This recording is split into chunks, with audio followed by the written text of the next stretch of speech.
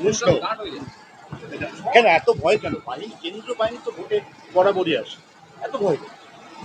দেখুন, পশ্চিমবঙ্গে তো নির্বাচন হয় না, নির্বাচনটা করানো হয়। এখন প্রশ্ন হলো, তৃণমূল কংগ্রেস 15 বছর নিরবিচ্ছিন্ন ক্ষমতায় আছে। তাদের উন্নয়নের যে স্লোগান এগিয়ে বাংলা, তাদের যে বক্তব্য যে কৃষকের রোজগার 3 গুণ করেছে, স্টেট জিডিপি ন্যাশনাল জিডিপির থেকে উপরে, পশ্চিমবঙ্গ থেকে অন্যান্য রাজ্য শিক্ষা নিচ্ছে, তারপরে অবাধ শান্তিপূর্ণ নির্বাচন নয় কেন? 12টি রাজ্যে এসআইআর হলো, একমাত্র পশ্চিমবঙ্গে আগুন। মুখ্যমন্ত্রী কালো কোট পরে সুপ্রিম কোর্টে পৌঁছে গেল, এটা তো গণতন্ত্রের পক্ষে অত্যন্ত বিপজ্জনক দিক। জুডিশিয়ারির ওপরে এভাবে রাজনৈতিক প্রেশারকে চাপিয়ে দেওয়ার একটা প্রচেষ্টা, এটা দেখছে মানুষ। স্বাভাবিকভাবেই এ রাজ্যের নির্বাচনটাকে রক্তপাতহীন, ভয়মুক্ত করবার জন্য নির্বাচন কমিশন প্রতিশ্রুতিবদ্ধ, তারা চেষ্টা করছে, বিষয়টা আমাদের নয়। আপনার দীর্ঘদিনের রাজনৈতিক জীবন, আপনি বাংলার বুকে এত বাহিনী এবং এত ইকুইপমেন্ট এর আগে দেখেছেন? না, দেখিনি। আমি বাংলার বুকে এটাও দেখিনি যে কোনো আদিবাসী মহিলা বিজেপিকে ভোট দেওয়ার অপরাধে মাথা কামিয়ে নাকপথ দিতে দিতে গ্রামে ঢুকতে হয়েছে। এটা দেখিনি যে বিজেপি নির্বাচনে প্রার্থী হবার পর তাকে বাধ্য করা হয়েছে 5 লক্ষ টাকা জরিমানা দিয়ে তার বাড়িতে ঢুকতে। এটা আমি দেখিনি। আমি আমার জীবনে এটাও দেখিনি যে দেশের রাষ্ট্রপতিকে একটা সামান্য ময়দান পর্যন্ত প্রোভাইড করা হবে না, তাকে সমস্ত সিকিউরিটিকে ধূলিসাৎ করে দিয়ে একটা গলির মধ্যে নিয়ে গিয়ে তার প্রোগ্রাম হবে। এটা দেখা যায়।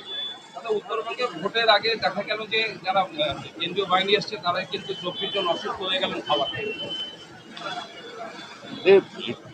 দুর্ভাগ্যজনক, সাবতাজ আমার মনে হয় না।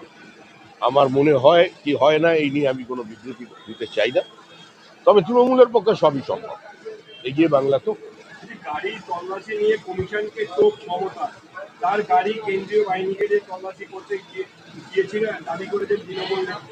মমতা বন্দ্যোপাধ্যায় অনেক কিছু দাবি করছেন। দেখুন, ওনার দাবি 80-র দশক থেকে মানুষ হচ্ছে। উনি গৃহীত, পরীক্ষিত এবং এই মুহূর্তে পরিত্যক্ত। এই মুহূর্তে তার বক্তব্য, তার দলের বক্তব্য, তার আক্রমণ, এর কোনো প্রতিষ্ঠা জনমনে নেই।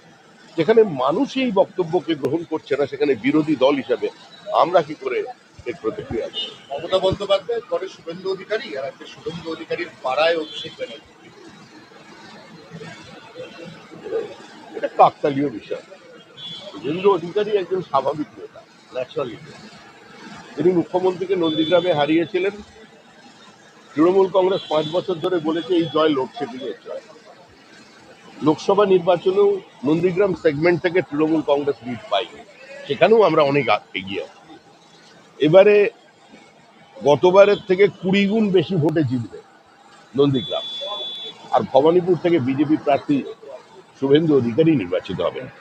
অভিষেক আজকে আবার ওনার পাড়ায় কাঁথিতেই বা কাঁথি বাস স্ট্যান্ডেই। পূর্ব মেদিনীপুরের একটা আসনও তৃণমূল কংগ্রেস পাবে না।